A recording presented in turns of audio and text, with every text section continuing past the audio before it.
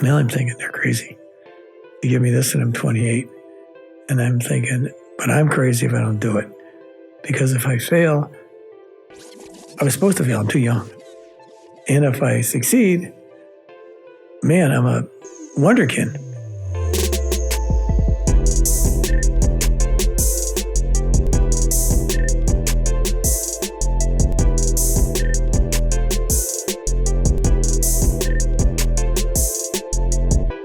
Welcome to The Power of Two, where we explore the stories of unique individuals to understand how they define success and use that blueprint to lead an exponential life. I'm your co-host, Baim, alongside my brother, Ethan, and today we are joined by the chairman of Berline Advertising and Marketing Agency, Jim Berline. Growing up in the small town of Niles, Ohio, Jim was motivated from a young age.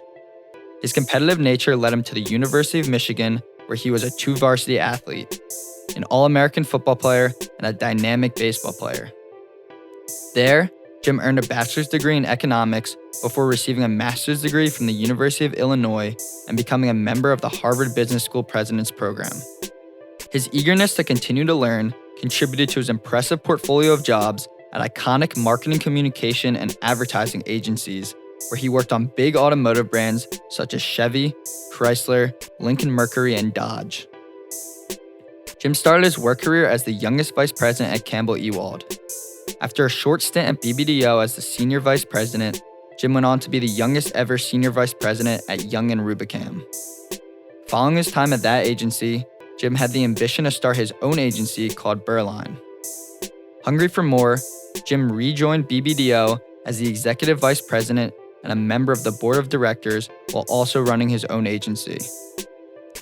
After 2 restless years of work at both the advertising agency and his own company, Jim decided to focus solely on Berline. Almost 40 years later, his company is still operating at the highest level. Yet, Jim's work career is only one part of his remarkable journey. He's also committed to the betterment of the world through his civic involvement. Jim currently chairs the board of trustees of Cats Charity, Children's Leukemia Foundation of Michigan, and has been the chairman of the board for multiple other organizations, such as Make-A-Wish Foundation of Michigan. Additionally, Jim has been inducted into several distinguished groups, including the Detroit Advertising Hall of Fame and Who's Who of America. Jim has cultivated strong leadership skills through the years, which is why he was the president of the world's largest advertising club and was also the president of YPO Gold, a global leadership community for experienced chief executives. To top it all off, Jim is a 2-time U.S. Grandmaster squash champion and is still ranked today.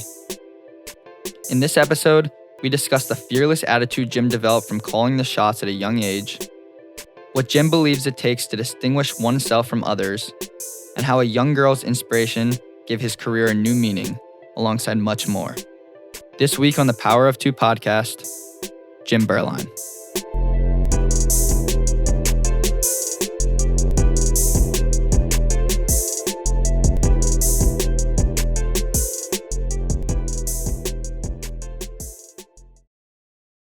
Hey, what's going on, everybody? I'm Ethan Baim, here with my brother Owen, and welcome to The Power of Two.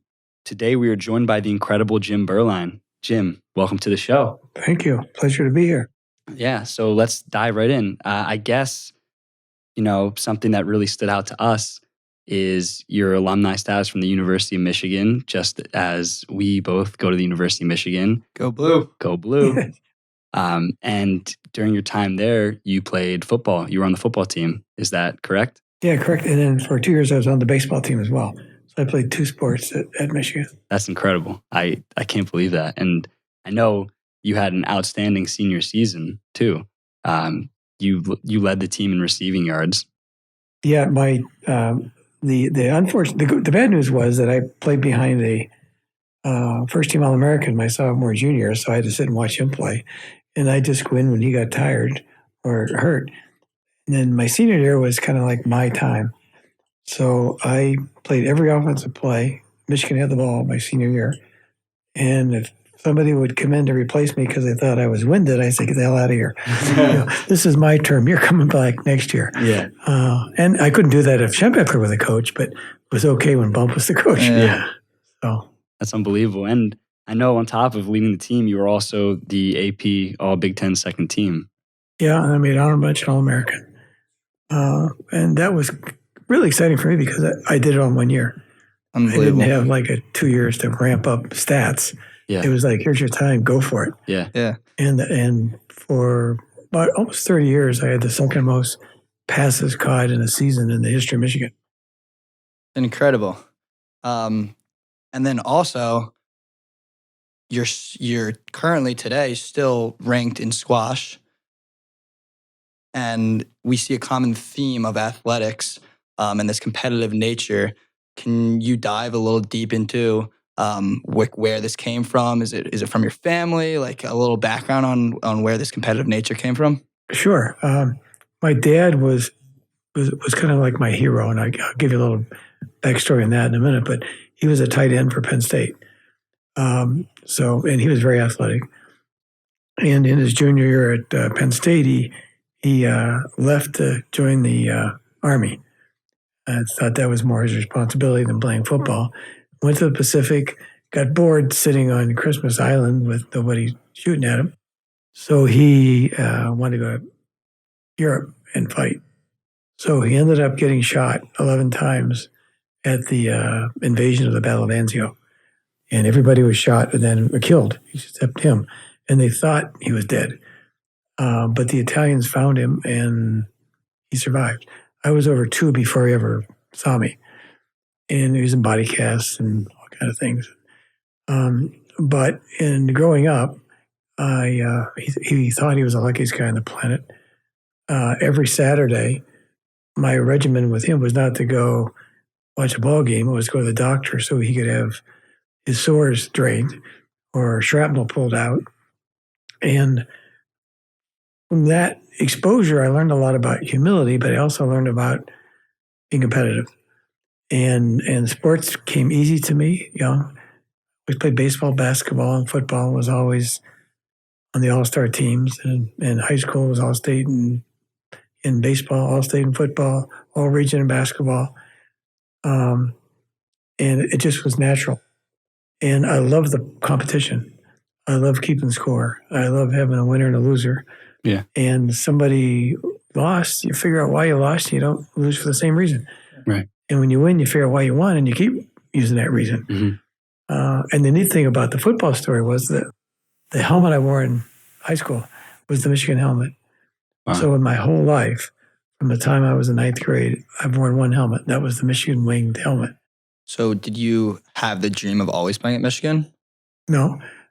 In fact, my parents had me take some tests when I was a senior, just what kind of college I should go to. And the test said that I think 98% of the world is more mechanically inclined and like 97 is more musically inclined. And because I was kind of focused on architecture and those things, I should go to an all-male co-ed or an all-male school, preferably small and preferably a military academy.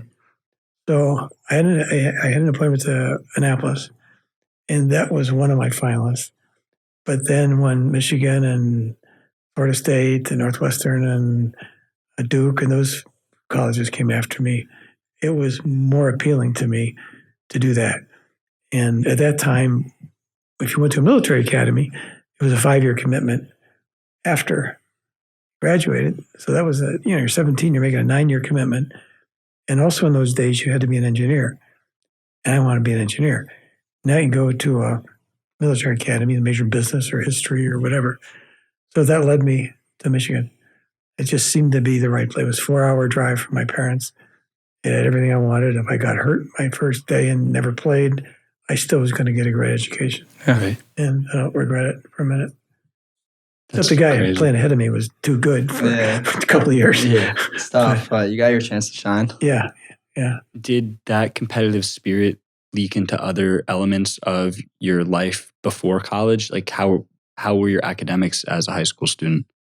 I was like a National Honor Society. I wasn't in the competition valedictorian by a long shot, but I was always in the accelerated classes, and I really went to Michigan to be an architect. Growing up, I did a lot of drawing, and I thought that would be my calling. But the problem I had in Michigan was a lot of the labs you have to take in architecture were scheduled in the afternoon when they'd have labs, and that's when I would football practice. Right. So that would already take a 5-year program into a 6 or 7-year program to get a bachelor's, and I wasn't up to that. So I transferred then to LS&A and majored in economics.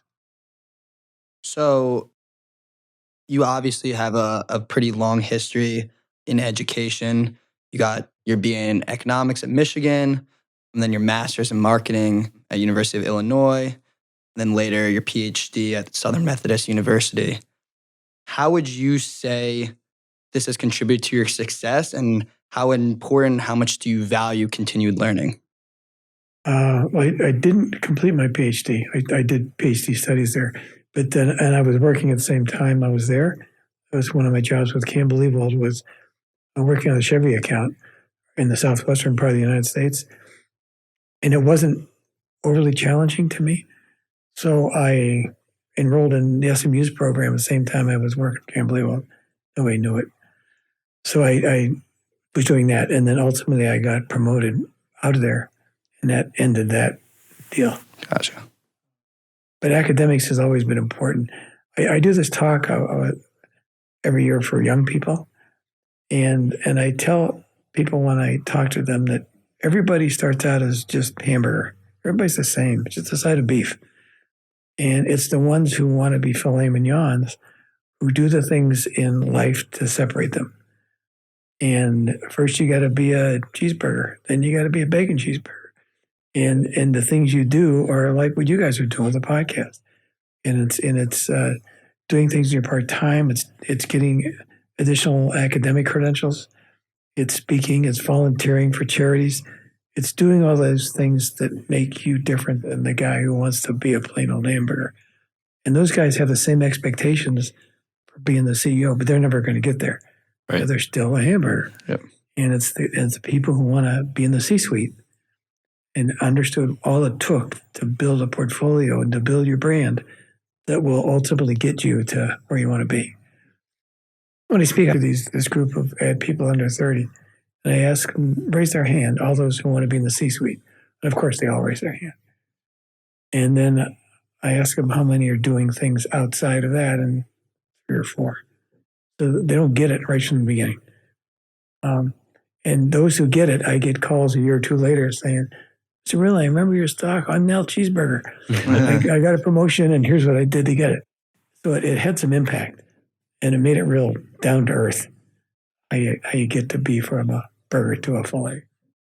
That's something I put a lot of stock into as well. Is I think doing something to differentiate yourself outside of the classroom and outside of not even just the classroom. After graduating college, your work, maybe you go home. You cut out a little of the TV time and spend that time working on your side hustle or your business, that your startup that you're working on the side. And I think that's very valuable. So is there one specific thing? Maybe it's not one specific thing, or maybe it's just a mindset, something that you think that young people should be doing now to get in the habit of working on their side hustle, their side business outside of their main objective, and what that can do for them in the future? Yeah, absolutely. The most important thing I could share with young people is the value of building relationships. Because ultimately, you're always going to be in competition with somebody else for whatever you want to be. And those people who understand how to build relationships with people who are going to make decisions about you are the ones who win. And too many people don't understand the value of relationships. They just take it for granted. And it's fundamental. And it's fundamental wherever you are in life, whether you're in a startup, whether you're in a mature company, and however old you are, or whether you're male or female, understand how to build relationships. I also learned something, and this was probably 20 years ago. You go through these stages. When you're young, you got to get your academic career in. So you get the first credential. And then you start to decide how you don't want to be a hamburger anymore. And that's kind of like phase 1. And then you go through the stage of when everything you do is motivated by acquisition. You want to make as much money as you can, and so you can buy things. You want to have a nice house, you want a nice condo, you want to have a nice car, you want to have nice clothes. And it's all that brand-driven bullshit. Yeah. But you got to go through that stage. Right. And then ultimately there's a point in your life when you realize that that doesn't really mean anything. What means everything is what you experience with your life and what you're able to do to impact other people. Yep. And I was with a couple of guys in Alaska, and we just didn't know what we were going to do. We just flew to Anchorage, got in a pickup and drove 10 hours, and then got in a boat and went another and put out a tent. And, I wasn't a hunter. And I didn't know what the hell I was doing. I was sleeping with a 45 on my hip, and I didn't know how to shoot it for the grizzly bears. Yeah. And one day we had this bush pilot take us over to one of the islands where the Kodiak bears are. Yeah. And I said, and he was really articulate, had an English accent, and he talks about the economy and world health. What the hell are you doing being a bush pilot? And he said, it's a good question, but what I want to do is be able to sit on my front porch someday when this little boy rides by on his bicycle. And he said, sir, what did you do with your life? And I can say, son, come up here. I can't wait to tell you what I did with my life. And I called my wife from Alaska. I said, a whole different deal when I get back. I have the watch I wear is still the watch I got my senior at Michigan, a football watch. And I said, the guy next to me has a Rolex. And I'll be damned if his time on the Rolex doesn't say the same thing as this watch that costs $15.95. Yeah. What the hell did he need to spend $10,000 on watch for? Yep. And that Ferrari he's driving, in my Impala, it got me to the other place I needed to go just as fast, probably safer, and a lot cheaper. Yeah. And so we started making decisions about what we want to do with our time. And do we want to buy something or do we want to go somewhere Yep. and have a memory? And we kind of changed our life. And then the charitable things we did became things we started to do for other people so that we made a difference. And my focus initially was mostly kids, but now it's started to branch out a little bit beyond that. Yeah. I mean, to our audience, Jim is one of the most philanthropic and involved people that I've ever come across. I mean, the list goes on. Chair of Board of Trustees at Catch, Chairman of the Board of Make-A-Wish Foundation of Michigan, Chair of the Board of Children's Leukemia Foundation of Michigan. I mean, it's unbelievable. Can you talk a little bit about your experiences giving back and what that means to you? Absolutely, because that also is based on an experience. I was heavy into the acquisition stage, and we had won an award for a video that we did. And I went to this luncheon to get this award, and there were a bunch of not-for-profit people there. And I met this lady, and I said, who are you with, and what are you doing? And she said, I'm with the Make-A-Wish Foundation. I said, well, I got an ad agency. And she said, that's our biggest problem. We need to reach out to donors. We need to raise money, and we don't have any marketing budget to do it. So we don't have a good annual report. We don't have good collateral. I said, okay, take care of that right now. We'll do that for you pro bono. Mm-hmm. So I did that pro bono, and then they ultimately put me on the board. And then one day the president of Make-A-Wish came to me with this wish. It was a handwritten wish from a little girl, 17, who had bone cancer and malignant tumors throughout her body. She had gone to Cedar Point on a bus of pediatric cancer kids from Beaumont. And the bus pulled into this big bus parking lot. All these kids get off the bus, and the healthy kids in the adjacent buses reacted to them like they were lepers. They physically got away from them like they were going to catch this disease. These kids who had no hair or missing limbs. And she got back on the bus, wouldn't go to Cedar Point. And she was 17 and had been a track star, but now her leg was gone. And wrote out this wish. And the wish was merely, it's not our fault we got cancer. All we want is a smile from somebody. So the president of Make-A-Wish gave me this thing, how are we going to grant this? And I thought about it, and I said, okay, we're going to take care of that. We're going to do a PSA. And we're going to traffic that around the world, and we're going to do what Alex wanted us to do, and that's tell other people it wasn't their fault that they got cancer. So Alex was heavy into chemo and radiation and had ups and downs. And we came up with an idea, and she picked 10 other cancer kids from Beaumont, ranging in age from 2 to 17, all who were really ill. And we were going to get them into a PSA. We got Bette Midler to donate the rights to her song, Wind Beneath My Wings, with her singing, not just the rights, but her doing it. And we created this PSA, and it's called Alex's Wish. And we took a long time to do it because we wanted Alex to be well enough and strong enough to be part of it. So she and I'd be on the phone, or I'd run and meet her, and we'd work on the script together. And ultimately, I got back from one day from a squash tournament, and my message light was on.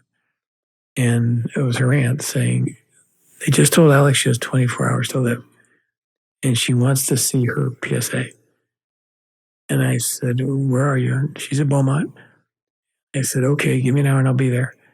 So I jumped in the car. Unfortunately, I didn't wait for Alex to finish it. Had she been okay, I would have let her believe that I hadn't. But we went and finished it because I kind of knew this was coming. Took it to Beaumont and went to the nurse's station. I said, here's Alex's PSA. She's waiting for it. Would you take it to her? And she said, no. She wants you to bring it to her. So you don't want to go to the floor of a pediatric cancer. And that's the last room on the floor, obviously. So I walked to the end of her room and I looked in, and Alex was just a skeleton. She had an oxygen mask on, and I can't go in there. Went back to the nurse and I said, where are her mom and dad? And they're meeting with a doctor. I said, okay, I need to wait for them and then I'll go down. So they came out, I went down and saw Alex. And I kissed her, and it left a welt on her forehead because of how sensitive she was. And I whispered, I think you're going to like it. And she couldn't even push the remote. So I pushed it for her, and we played it. And she's crying with tears. She couldn't really cry. Mom's crying, her dad's crying, I'm crying. It was like awful. And I probably waited 5 minutes. It seemed like 5 hours. I said, you want to see it again? And she said, so we played it again, and I said, it's time for me to go. And I gave her another kiss, and she whispered to me, it's perfect. I left, and her father walked me to the elevator, and he said, now she's going to die. That's what she's waiting for. She called her rabbi. She got the other kids on the floor to come so she could show them her video. And we're in the parking lot. I got 3 kids. And I'd been more of a football macho kind of guy with my kids. Yeah. Tell them you love them. And they know it, but you didn't say those things. And your buddies, you're giving them high fives, smack them on the ass. You're not giving them a hug. Yeah. Not as sensitive. Yeah. I got in the parking lot, and I called each one of my kids. And I called Jess, who was a squash pro in New York. And I said, I'm not on drugs, and I'm not drunk. I'm going to say things to you I've never said, and I should have. And then I called my daughter, same thing. Called my other daughter, same thing. And it was that whole experience that changed the way I acted with people and the way I acted with my friends. I mean, if it wasn't for the stupid virus, I'd have hugged you guys when you walked in here. I hug my clients, and I say things to people that I didn't used to say. Yeah. And it confirmed my priorities, that I wanted to help other people. A book was written about that. It's called When One Door Closes. Her mom and dad and I traveled around the country and gave a 3-part talk on the Alex story. You should go on the Make-A-Wish website and look at the video. It's called Alex's Wish. Definitely will do that. And had a big impact. That's amazing and extremely inspiring. And I can see now why you're so involved in the philanthropic work. I think that's what you were talking about before, that experience and getting to share Alex's message is something that's way more valuable than an expensive watch or a nice car. Yeah, absolutely. That's like when humanity really shows. And I think it's incredible. And do you think that philanthropic work and success go hand in hand? Do you think you have a moral obligation to give back more the more successful you are in your career path or whichever way you're going down in life? Absolutely. The more successful you are in business, the more you get exposed to things that expose you to the real world. And we are exposed to such a fraction of what's really going on. And now when I like have a bad day at work and I think about Alex, I've been to 6 of those kids' funerals. There were 10 in that video. They're having a bad day. Yep. I didn't have a bad day because a client didn't like a headline we did, or we maybe lost a piece of business. That's not a bad day. And your perspective on what is important changes. And anything you can do, because we all have different gifts and expertise. And it just so happens that marketing is a big thing what these organizations need. So they're always eager to have help. And I tell my friends, there's a big difference between being philanthropic and being truly a good person that gives back. A lot of wealthy people can write checks. Yep. But it's different to write a check to a hospital and not even step foot in that hospital. Yeah. And your conscience believes that you're Good person. a giver. Yep. But when you walk in and you see where your money's going and how someone's life is changing, that's what I believe the experience is. It's just not that you can write a big check and the world is good. It's donating your time. Yeah. And it's helping those people who are less fortunate. Yeah. That's very amazing. And that's something that Ethan and I preach too, is perspective. And it aligns exactly with what you just said. As poor of a day as you were having or what's ever going on in your life, you really got to look at the bigger picture and see what's really going on with the rest of the world and other people that are struggling more. Yeah, absolutely. And sports was a big part of helping me get there because it keeps you going, it keeps you competing, it keeps you wanting to be better every day. Yeah. And I guess off of your competitive nature and everything that we've talked about so far, I mean, you have a pretty incredible track record of becoming vice president at Campbell Ewald, senior vice president at BBDO, and you were maybe the youngest, if not one of the youngest, to achieve some of these honors and positions.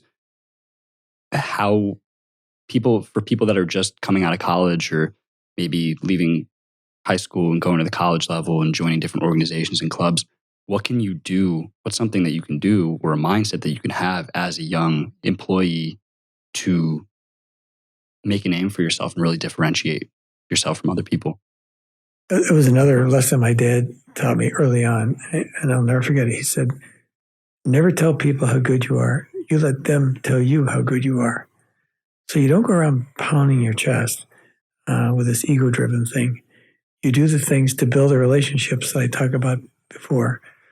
And attributes that when I would get promoted to some of those positions at really young ages, it's because I was able to develop relationships with people 20, 30 years older than I was, who didn't look at me as 28 or 26 or 31, and they're 65.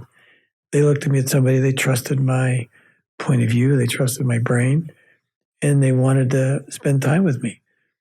So when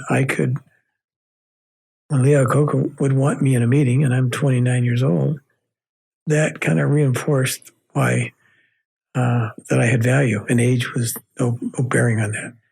And an attribute my boss at one time told me was that the image I projected was I was fearless and that I was consistent, so that every day my employees here don't know whether we just won a $10 million account or whether we just lost one. They could always count on the guy in the corner to be the same. And he's the rudder of the ship, and he's going to set the tone, and he's going to be our brand. And he's not going to be this emotional person that everybody around him has to adjust. He's in a good mood today, he's in a bad mood today, and I don't want to do that. And that's not what great leaders do. They're stable and they're confident. and they're leaders of their team, but the team is what makes them successful. Yeah. Talking a lot about building these organic relationships. So what's a key element that makes a relationship organic? Obviously, everyone understands what an organic relationship is, but sometimes it's hard to really put it into words. You know, you don't want to come at somebody with an immediate ask the first time you meet them. Right. So how do you, in business specifically, how do you build out these organic relationships? Is it just from meeting different people through connections? Is it meeting people at conferences? How does that work? Yeah, it's all of those things. My firm here is 37 years old, and we represent a lot of the really prestigious brands. And I've never made a cold new business call in 37 years. Every client we have here was referred to us by somebody who we develop relationships with, who were proud enough to recommend us to them. They were, because I serve on a lot of boards, they were members of boards that could kind of see me in action as a member of their board. It was like indirect selling. And virtually every one of those not-for-profits, when I'd ask to be on a board, my answer to them was absolutely, I understand the mission. I understand what you want to do, but my goal will be to be chairman of this board. I don't want to be a board member who comes to a monthly or quarterly meeting and somebody says, all those in favor say aye, and everybody raise their hand, they get a free lunch, and they go home. I don't want to be that person. I want to make a difference and be able to lead the board or lead the charity in a way that can make it more influential in the community. And in virtually all those cases, that happened. Yeah, and it seems like some of the things you were talking about becoming a filet burger and not just a regular burger. You go out and get these experiences, and from these experiences is where you make connections and where you network. And it seems like that's definitely been a huge part of your success. So transitioning to your job at Campbell Ewald, can you explain a little bit about your work there and your work with Chevy specifically? Sure. After grad school at Illinois, I knew I wanted to get into advertising, but when you make that the choice, you can go one of two ways. You can go be a client, or you can go be an agency person. And I didn't really understand the difference between. So I went for a brief period of time with RCA. And RCA had a program where they were going to hire 6 college grads around the country. And they could go at any subsidiary company or division of RCA, work for whomever they wanted, stay for however long they wanted, and do whatever they wanted. So I can't miss on this one. And there were 5 Ivy League guys and me. So I was the token non-Ivy Leaguer. Yeah. And I ended up going to Indianapolis and worked in RCA TVs.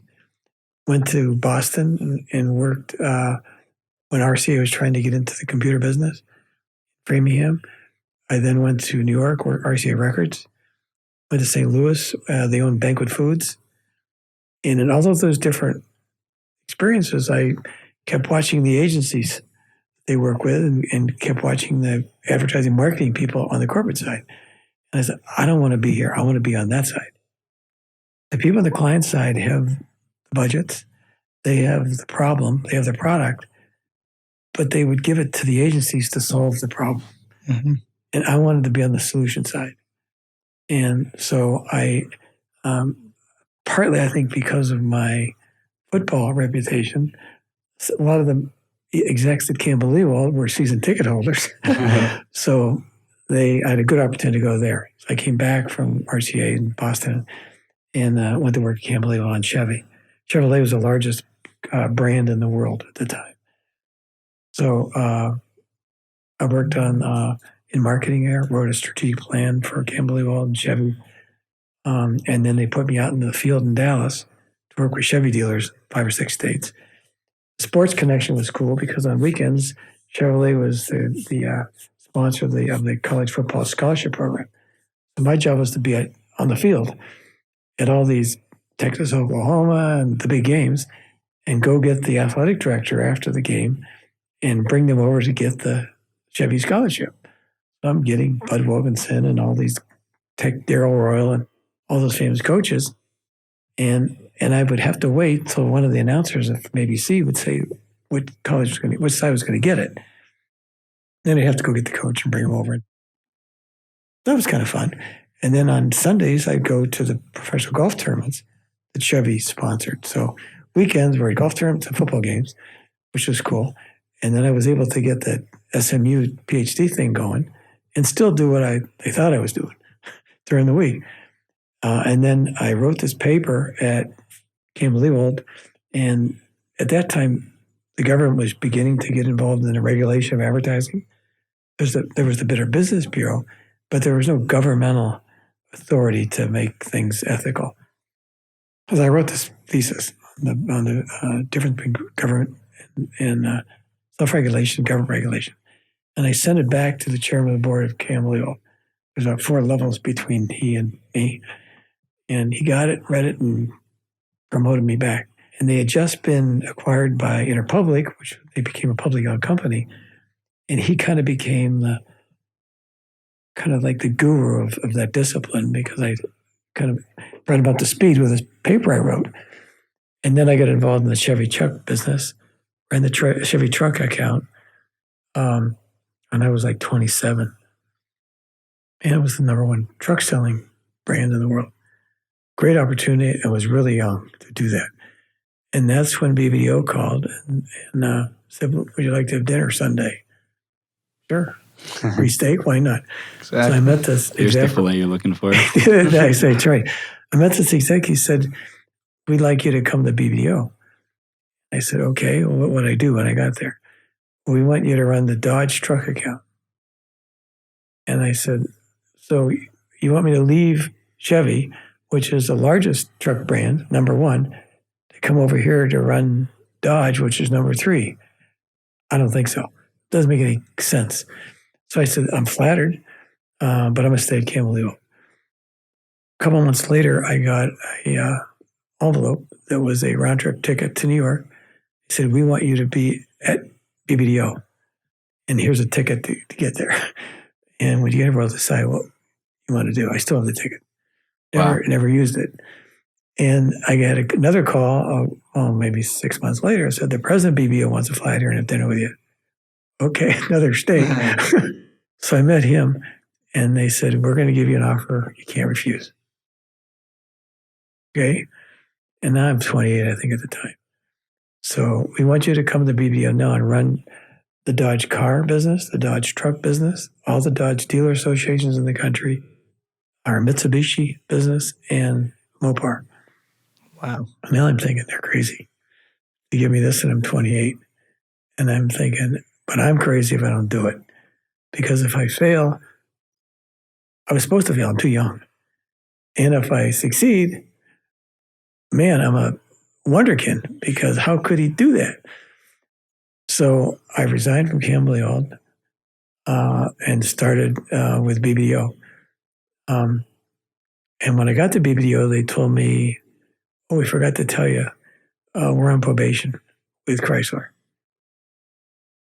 And we have 90 days to fix it. Uh-oh. And so that's what I'm saying. Uh-oh. So it isn't just taking on these big brands. It's saving the biggest account BBDO has. So we As a 28-year-old. Yeah. And what was your official title at the time when you switched over to BBDO? They came as a vice president and like account director. Okay. And then titles changed quickly. Yeah. And so we ended up, we had about, 400 or 500 people. We ended up firing over 300 of them and then replacing them with better, higher quality, kind of like a George Steinbrenner effect. We're just going to find all-stars. And it's going to be an immediate impact. And we're going to get the attention of Chrysler. So that's what we did. And then they promoted me to senior vice president, and that's when I became the youngest senior vice president. Campbell-Ewald made the youngest vice president they gave me. And then BBDO to reward me for kind of getting us off probation. And that's when the economy was crummy and Chrysler was going south. And so they hired Iacocca from Ford. So Iacocca and I got along really well, personally. But then one day we get a call from Lee, and we'd been the agency for Dodge Truck and all the Dodge dealers for 35 years. Most of the people at the agency had never worked anywhere than BBDO. And he said, I'm going to fire you. And when I hang up the phone, I'm going to call Y&R because they were doing the Chrysler Plymouth brands, fire them. And when I hang up from them, I'm going to call Russ Roy and fire them. And they were doing training and catalogs and that stuff. So a 35-year relationship ended in about 15 seconds. And then I'm thinking, oh, what the hell do now? And Iacocca had hired his Lincoln Mercury agency over because he knew them. So there's a Lincoln Mercury brand now that's available. So the agencies he fired then all went and fought for the account that was now available, Lincoln Mercury. Yeah. So I did the pitch for BBO to keep it, and Y&R won it, and Y&R hired me to come over and run it on their side. Oh, wow. So then I would join Y&R, but I had to fire all these people before, which was really hard. Because again, you're firing people who would never look for a job. They'd been there 30-some years. They didn't do anything wrong. They got families, they got kids in college. And it was really hard for me and I grew up a lot then. Yeah. I'll never forget the one guy that I called in, and he knew what we were going to talk about. And before he started, he brought in a photo. And it was his kids and his wife. He put right in front of him. He said, okay, now what are we going to talk about? So I knew what I was going to say was going to affect his family. That's so tough. Oh, it was really hard. So anyway, I ended up going to Y&R. And with the promise I'd get out of the car business. I'd go to them, but I didn't want to be on Lincoln Mercury. So went to New York, went through they had a Harvard case study kind of a competition. And it was for 12 weeks. And I was the highest level person Y&R had ever hired from outside because they were a promotion from within, privately held firm.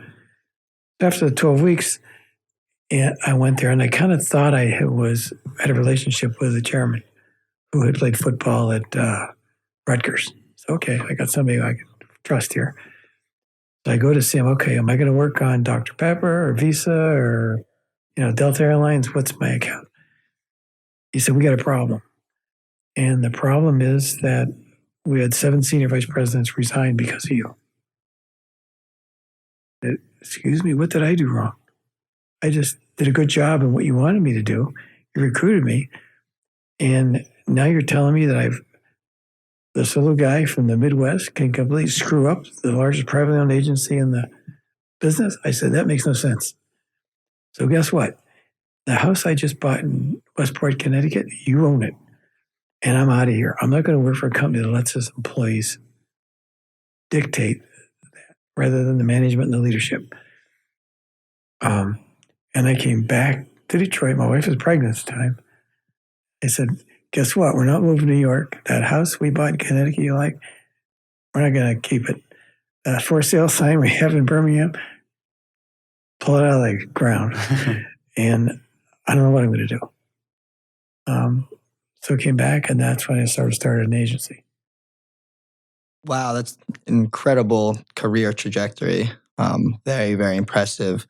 So for those first years through those companies, there's like a theme of you staying there for a couple of years, for a few years, and then leaving to another company.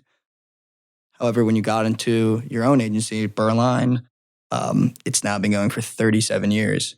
Can you talk about how you've been able to keep this longevity and keep the success of Berline for 37 straight years? Sure. One thing that I'm going to piggyback on the BBO thing, because after Iacocca fired everybody, and it goes back to the thing I talked about relationships, he told BBDO, they got the account back, they come and bring me back to run the business. This is 2 years after I left, and it was 2 years into my own company. And I said, why would I wouldn't know how to price my company. You guys want to buy it, and you want me to come back. And then I did something crazy. I said, I'll come back on one condition, that you make all the resources available of BBO to my company. You allow me to keep my company. The profit sharing that I had before, you restore it. And you can't tell me where I'm going to be every day.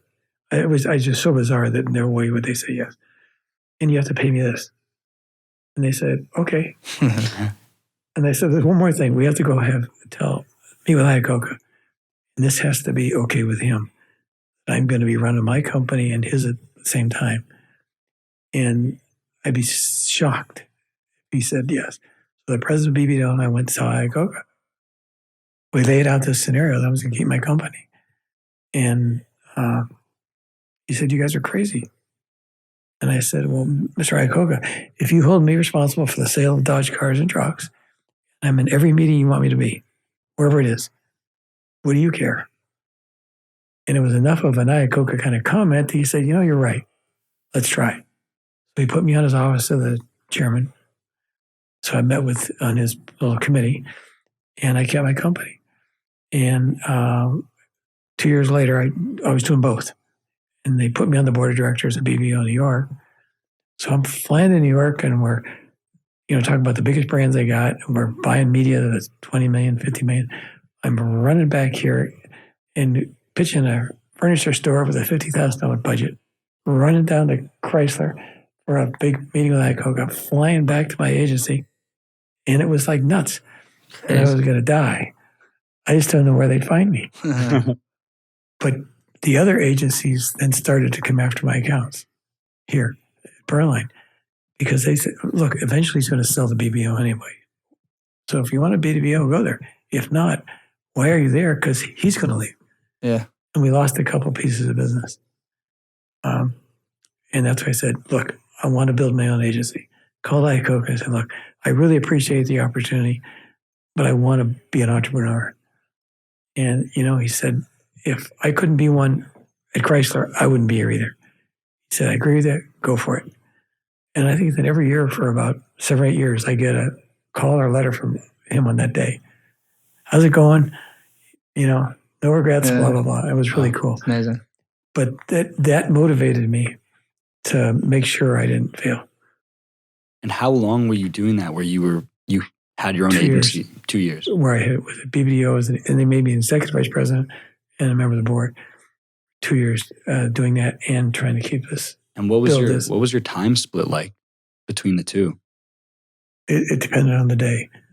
I mean, it could be 6 o'clock in the morning here, and I'd fly to Highland Park to be in an 8 o'clock meeting there. Fly back here for 11 o'clock meeting, back down there for 4 o'clock. Wow. Then I wanted to coach my son's soccer team. I try and get there to coach. So I still had a personal life. So I kept getting up earlier and earlier so that my kids didn't know where I was when they're sleeping, so that I could be somewhat available to be a dad. So we have an extremely young audience. And in today's world, in today's society, it feels like you need to always be doing something to get that edge over your competitors. Can you explain to the audience how you're able to balance all these things and all the stuff you took on? And how many hours of sleep a night were you getting at this time? Oh, there could be 4 hours some day. There was a couple of weeks when I flew to New York every day. Every morning, I was on a 6:05 to New York. I get creative in BBDO, fly back, present it, fly back, and do it every day. And it was like crazy, but it was like a cool story for a while. You probably had some great rewards miles built up. Yeah, no, well, they didn't have them those days. I'd be on the flight. I'd be only on one on a 747. But the biggest thing for young people is that you're not entitled to anything. There are a lot of smart young people, and the biggest frustration I have when I meet them and interview them is that they think because they went to college that they're entitled to a certain benefit. They're entitled to a certain salary range. They're entitled to titles. And my attitude is, so those are all available to you, but you have to earn them. it's not just because you, for example, went to Michigan and you were a 3.9 student and you've done X in your life that I need to pay you twice as much as you're worth to me and give you the title that you haven't earned yet. Those are all available, but you got to be valuable to me too. It's a two-way street. And the one thing about millennials that I really think is right is there's a, I want to say philanthropic, but there's a giving back common denominator that they want to make a difference in the world. And they want to do good things for people. But if you can't have everything, you can't be in a position to do all those good things and take time whatever you want from your career to go do those things and expect to have all the rewards and all the gratification without paying the price to get there. So you got to work on building relationships from the day you get out of college, because you never know which ones are going to be. That kid in the next room someday could be CEO of a company. Yep. Or the lady you met at a Make-A-Wish event could be a chief marketing officer someday. And when you walk in, they compete with other agencies, and you know her, and she remembers the way you reacted to her. All of a sudden, the field is not level anymore. Decisions are based on people, not always based on who's the smartest. So I think that's an important insight that I'm not sure universities communicate to students. Yeah. Yeah, I think execution is key. And that's what Owen and I always talk about is it's very easy to get caught in that mindset that you're talking about of being entitled. So we always say it's kind of brash, but we're like, you got to go be dirt. Like you have to be dirt. You got to work. You got to earn everything that you get, and you can't have that mindset. And I think those are the people that will end up coming out victorious, are the people that know what they're worth and know their skill set, but are willing to come out of college and prove to others their worth and show others what they have to offer. It's not just a simple entry in. You have to really build yourself up from the ground. Absolutely. And I use football analogies with young people. And I say, there are a lot of good kickers and a lot of good receivers and a lot of good quarterbacks. The more disciplines you can be good at, the more valuable you are to a business, and particularly even a startup.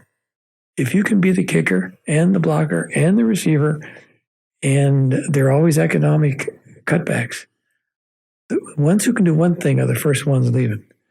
The ones who can do 3 or 4 or 5 things are the ones that are going to stay. Yeah. Because they're more valuable. They're indispensable.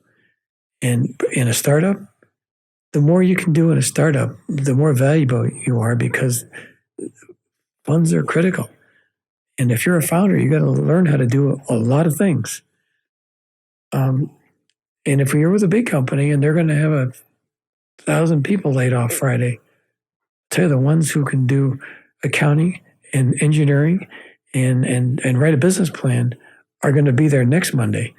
And Right. the ones who can only write a business plan aren't going to be there next Monday. Right. So Got to be a Swiss Army knife. absolutely. Absolutely. And where have you been a big reader throughout your career? Do you get some outside of the work education through reading? I read, I still read newspapers only because I find them more tangible. Yeah. But I read USA Today. I read the Wall Street Journal. I read trade publications. We didn't talk at all about, I've got 7 years into a Harvard Business School, trying to get the equivalent of an MBA there. Wow. And the networking there is amazing, because I'm in an organization called YPO, which is made up of CEOs. So I've been in that and was president of that last year. But there's a program at Harvard for only YPO people. And it's a 9-year program. So after 9 years, you kind of get an MBA. Uh-huh. But the networking there is amazing, because all you're doing is dealing with CEOs of companies from all over the world. And it gives you so much, build your network, but it gives you an opportunity to share experiences in other businesses that you never get. and it's just phenomenal. You can use that with your current clients. Well, shit, I was talking to a CEO of a utility in South Africa, and here's what they're doing, and that might apply to what you're doing over here. Yeah. And one is it raises the perception that people have of you, and it came up anecdotally. It didn't come up because I went around telling people, well, I'm in YPO and I went to Harvard. It came up indirectly by helping him with something in his business. And how do you know that? Well, because I had an opportunity to meet this guy. And it was more about don't tell people, let them tell you. So back to something I alluded to earlier, your agency has been around for 37 years. Can you explain exactly how you've been able to sustain success over this long period of time? Well, yeah, okay. Early on, I talked about my partner a bit. She's a PhD in psychology with a focus in media. And we both own the agency. And we've been here since day one.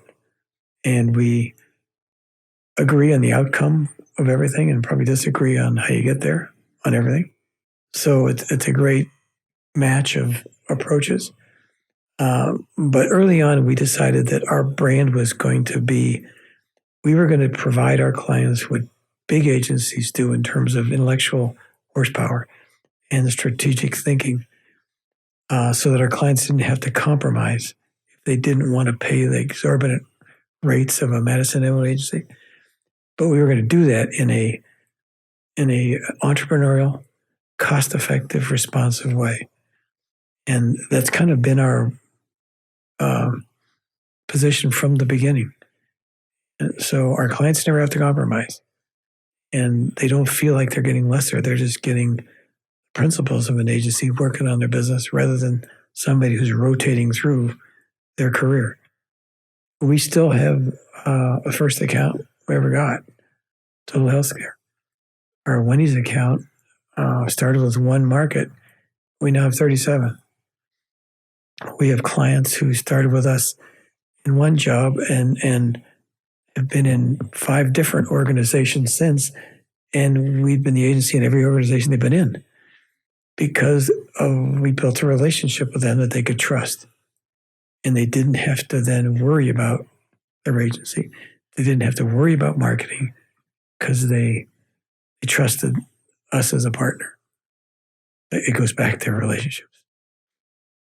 Seems like that's the common theme throughout this entire interview. Yeah. I guess we should start wrapping it up here because we've gotten so much great. I apologize if I'm rambling a bit. But No, No. We just want to be unbelievable. cognizant of your time.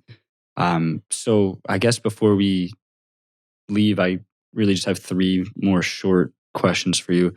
The first one being, what is something that college kids today should be doing that maybe aren't? Maybe it's something that's been lost over the years, but is there something specific that you see in youth today that you wish or you think would drastically help them post-college? Well, again, it's go back to the hamburger filet. What you guys are doing is exactly what I think will separate you from the other people you're going to compete with one day. You're going to learn how to start a business. You're going to learn how to do it on a nickel and a dime, and you're going to stub your toe a few times, and then you're going to figure it out and make it whatever you want to make it. Students who do those kind of things are going to be much more valuable to a business, and their percentage rate in starting a business is going to be much higher. It's going to be easier for you to get investors. It's going to be easier for you to get clients when you've done it and you've learned from it, because you talk the talk differently. Yeah. The words you use will be different than somebody who comes right out of an econ class or an accounting class. It isn't the same. So I'd encourage younger people to take some chances, to not use their spare time, every spare minute to be in a softball league or to go down to the bar and watch the hockey game, but to build their brand in a way it has value. And then we talk a lot about success on this show.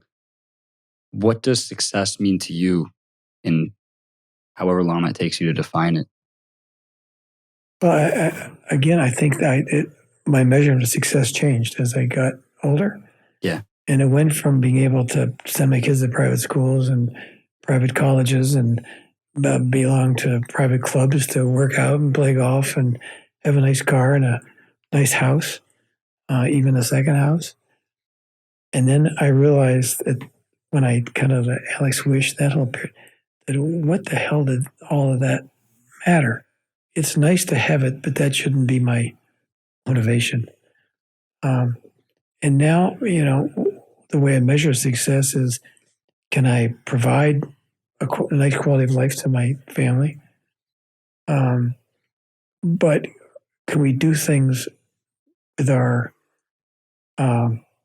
resources and our expertise and our relationships to help other people who are much more disadvantaged? No fault of their own. Nobody made Alex get cancer. Right. And all these leukemia kids, and it's the luck of the draw. And with Catch, we provide over $500,000 to kids in Detroit who don't have the basic necessities to survive. They leave the hospital in a wheelchair, and they don't have a wheelchair ramp to get in their house. They leave with medication that has to be refrigerated, and either there's no power in their house to have a refrigerator, or there's no refrigerator. So the hospital gives them, okay, you're on your own. And so Catch is there to do all those things that the system doesn't always do. And every time we have a board meeting, you leave there feeling good about what you did. Yeah. Because the medical staff tells us how our money was spent the previous couple of months. And a lot of people here at the agency have an opportunity to work on those kind of accounts. By doing invitations and annual reports, they get to see case histories of making a difference. And so that's the way I measure success. I still want to win squash tournaments, still want to have a low golf handicap. But if I don't win the next golf tournament, I guess at the end of the day, 20 years ago, I might have gone right to the range and, hit balls the rest of the night. I probably won't do that now. Right. Putting things in perspective. Yep. All right. Well, thank you so much, Jim. We really appreciate your time and enjoyed your interview. Thank you. Thanks for inviting me. And before we head off, is there any last parting wisdom or anything that you've wanted to say that you haven't had the opportunity to yet up until this point? No, I family is really important. So don't misuse that. I have 3 kids and a great wife. She's equally competitive. She won the Nike silver medal in Nike World Games as a race walker. My daughter is an award-winning photographer. My son was a national champion squash player, 4-time All-American in college, won the Skillman Award, which is the equivalent of Heisman, but he won it as much on sportsmanship as he did on skill. Yeah.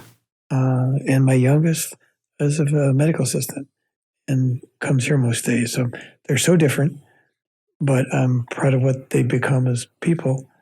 And I guess that's a measurement of success as well. Definitely. So, Jim, thank you so much. These were really profound sentiments. Thank you. Thanks for inviting me.